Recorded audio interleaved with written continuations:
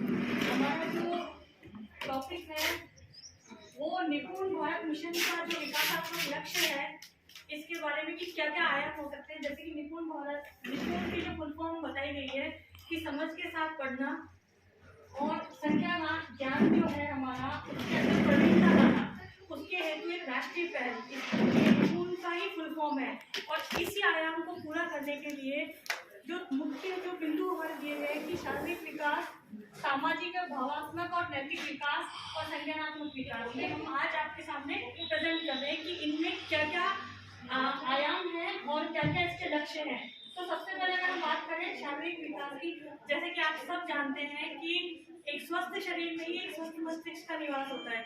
बच्चा अगर स्वस्थ होगा, सुंदर अच्छे से तैयार होकर आएगा या साफ सुथरा होगा तो ही वो अपने पढ़ाई के ऊपर ध्यान लगा सकता है। हम लोगों का सबसे पहला रूटीन यही होता है क्लास में, जैसे हम स्कूल में बच्चा आता है, प्ले सेशन होता है, तो हम सब देखते हैं कि अगर कोई बच्चा अच्छे से चोटी बना के आता है, कोई लड़की अच्छे से चोटी बना के आ रही है, अच्छे से ड्रेसअप होकर आ रही है, बच्चे के अच्छे से बाल कटे हुए हैं, नेल्स बड़े हुए हैं या शूज अच्छे जूते मोजे पहन के आया है, तो हम लोग उसकी तारीफ भी करते हैं, उसको दिखाते हैं कि बच्चा कितना अच्छा तैयार होकर आया है। क्योंकि सबसे पहला लक्ष्य हमारा यही है कि उसका शारीरिक विकास सही तरीके से होना चाहिए। अब जो हमारा जो हम लोग RK में भी देखते हैं, जो हम लोग होलिस्टिक जो रिपोर्ट कार्ड है आप लोगों ने देखा होगा, उसमें हाइट और वेट का भी मेंशन होता है, यानी बच्चा उस लेवल पे ग्रोथ कर रहा है नहीं कर रहा, उसकी हाइट उस हिसाब से बढ़ रही है नहीं बढ़ रही है, और उसका वेट भी मतलब प्रॉपर जो एज ग्रुप है उसके हिसाब से उसका वेट है या नहीं है, ये सब भी हम उसके अंदर मेंशन करते हैं। क्यों? क्योंकि शारीरिक विकास के अंदर बोला गया है कि बच्चे ऐसी आदतें विकसित करते हैं जिससे उन्हें स्वस्थ और सुरक्षित रखती है। मतलब हम बच्चों के अंदर ये डेवलप करें कि बच्चा अच्छी आदतों को लेके जाए। हम समझाते हैं उसको, जैसे प्रार्थना में भी हम लोग बोलते हैं करते रहना चाहिए, क्यों काटनी चाहिए, इसके पीछे साइंटिफिक रीजन भी बताते हैं। और हर एक चीज का एक अपना इम्पोर्टेंस होता है, तो इस चीज की क्या इम्पोर्टेंस है हम टीचर एज ए टीचर प्रार्थना सेशन में उनको बताते हैं। दूसरा ये कि बच्चे में संवेदी धारणाओं में कुशलता विकसित होती है। मैं इस चीज को इस पॉइंट के साथ जोड़ूंगी आगे जाके कि क्या संवेदी धारणाएं होती है, कैसे उनका विकास होता है, कि बच्चा एक स्वस्थ और लचीले शरीर का विकास करता है। ये सेम पॉइंट है कि शारीरिक विकास में कि बच्चा जैसे जैसे ग्रोथ कर रहा है उसकी हाइट भी बढ़नी चाहिए और कहीं ना कहीं उसका दिमाग जो है, कहीं ना कहीं जो उसकी बुद्धि है वो भी एज के अकॉर्डिंग बढ़नी चाहिए। अगर बच्चा नहीं बढ़ पा रहा है उस चीज के अकॉर्डिंग, हम कहते हैं मेंटल हेल्थ जिसको हम बोलते हैं, मेंटल हेल्थ का भी डेवलपमेंट साथ के साथ होना चाहिए। दूसरा सामाजिक भावात्मक और नैतिक विकास, जिसकी सबसे मैं मानती हूँ सबसे ज्यादा जरूरत है आज के टाइम में, क्योंकि यही सबसे ज्यादा कहते हैं ग्राफ जो है वो नीचे गिरता जा रहा है। आज के अगर परिप्रेक्ष्य में मैं देखूं तो इस चीज की सबसे ज्यादा एज ए टीचर आप लोगों को इसके ऊपर ज्यादा ध्यान देना चाहिए। बच्चा अगर क्लास में जा रहा है, मेरी आदत है मैं जब भी क्लास में जाती हूँ, मैं पढ़ाती इंग्लिश में तो गुड मॉर्निंग बोलना चाहिए, लेकिन मैं आज भी हाथ जोड़ के नमस्ते करती हूँ और सबको बच्चों को बोलती, जब तक बच्चा एक एक बच्चा खड़े होकर मुझे नमस्ते नहीं बोलता मैं ऐसे ही खड़ी रहती हूँ। फिर बच्चा समझ जाता है कि मैं खड़ा नहीं हुआ, मैंने नमस्ते नहीं किया, तो बच्चा अपने आप खड़ा होता है, मैंने नमस्ते, फिर सब बच्चे बोलते हैं नमस्ते, फिर बैठ।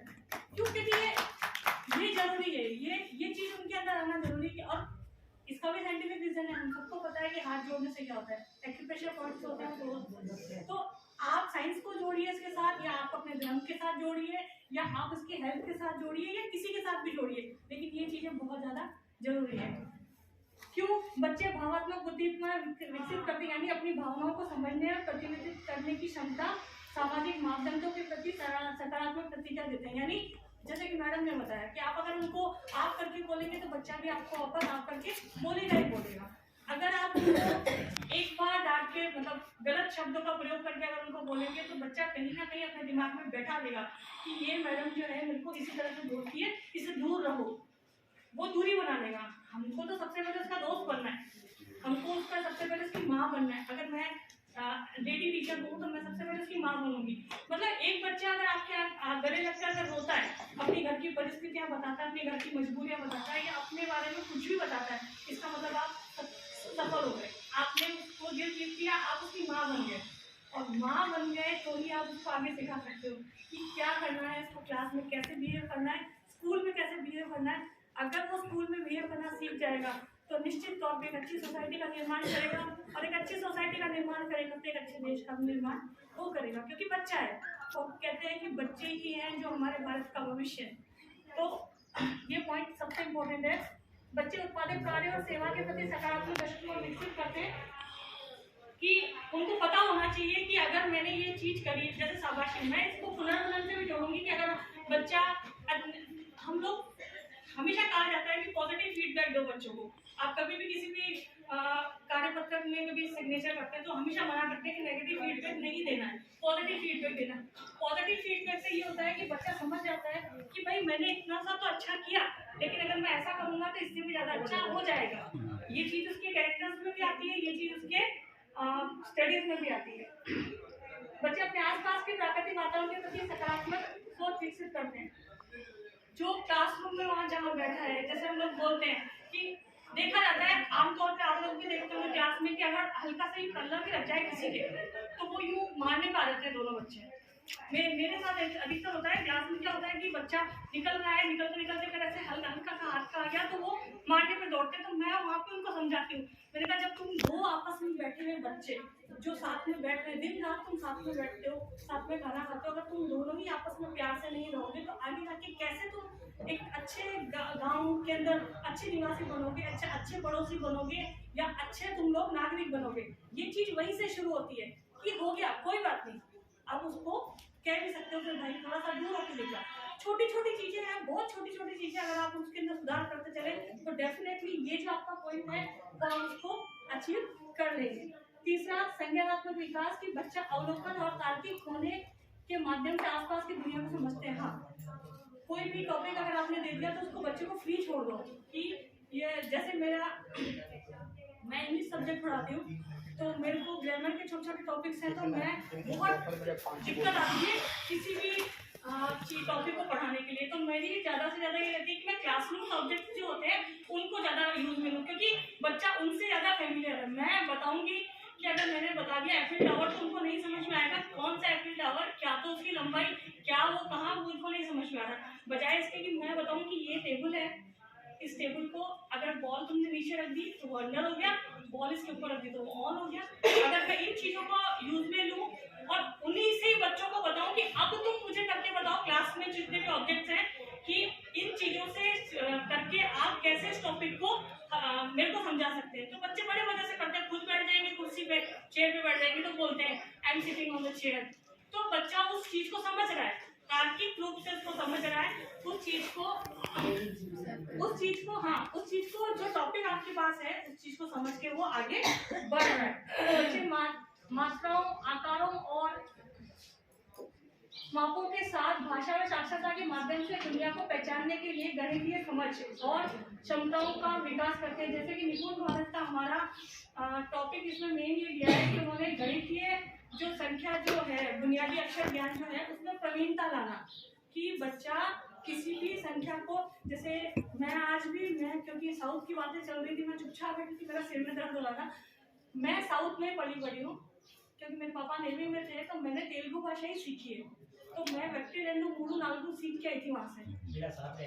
हाँ अब वो मैं सीख के आई थी तो मैंने वहाँ से, लेकिन आज भी मेरी हिंदी में मेरे को 86-87 में दिक्कत हो जाती है। कोठारी सर बहुत अच्छे से जानते हैं मेरे को, मैं जब भी बोलते 86 मेरे सर ऐसे बताओ 8 6 6 8 क्या, तो वो दिक्कत आ जाती है। वो आप बच्चे को वो चीज समझाओ। मैं तो कहती हूँ बच्चों को हिंदी में पूरी गिनती वैसी की वैसी आनी चाहिए जैसे कि वो बोली जाती है। उसको सबसे पहले संख्या ज्ञान बहुत जरूरी है। छोटी छोटी चीजें टिप्स पे होनी चाहिए कि 2 को 2 से जोड़ेंगे तो 4 तो बनेगा ही बनेगा, और 2 को 2 में घटाएंगे तो 0 आएगा। ये चीजें जो है ये बेसिक नॉलेज। मैं तो एक चीज और मैं इसमें ऐड करूँगी कि 5वीं तक जो जितने भी टीचर्स हम लोग 5वीं तक के हैं उनको एक चीज हमेशा बच्चों को सिखानी चाहिए कि आपका बच्चा 5वीं से निकल के जाए, 6वीं में आए तो उसको संख्या ज्ञान, उसको जितनी भी होती है प्लस माइनस मल्टीप्लाई डिवाइडेशन जो भी होता है, ये चीज उसको इंग्लिश की किताब पढ़ना, इंग्लिश लिखना, हिंदी पढ़ना, हिंदी लिखना, बस। इसके अलावा उसको कुछ नहीं सिखाना। बाकी वो अपनी मंजिल खुद प्राप्त कर लेगा। 6वीं में उसको कुछ समझाने की जरूरत नहीं है। ये सब बात की बातें, व्याकरण बात की बातें, सब बातें, ये चीज बेसिक नॉलेज है।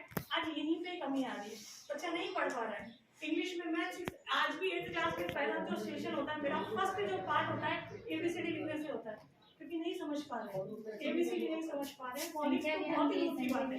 तो ये चीजें बेसिक्स है जो बच्चों को होना चाहिए कि शारीरिक विकास, सामाजिक भावात्मक विकास और संज्ञानात्मक विकास, ये चीजें जो हमारा आयाम है और उनको निर्धारित करने के लक्ष्य हैं। निपुण भारत में जो लक्ष्य रखा गया है 2026-27 तक माना गया है कि हम लोग इस लक्ष्य की प्राप्ति इजीली कर लेंगे।